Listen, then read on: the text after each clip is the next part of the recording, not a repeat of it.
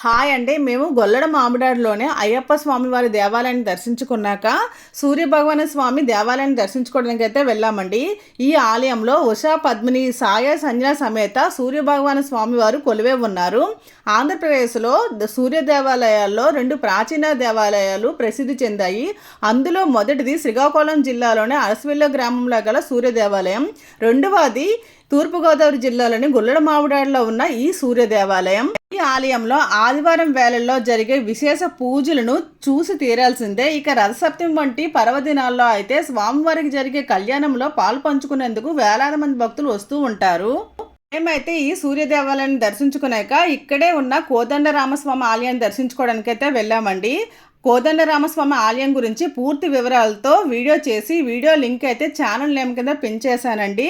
Link పై click చేసి వీడియోని చూడొచ్చు. మీకు కనుక నా వీడియో నచ్చుంటే లైక్ చేయండి, షేర్ చేయండి, సబ్స్క్రైబ్ చేయడం మర్చిపోకండి.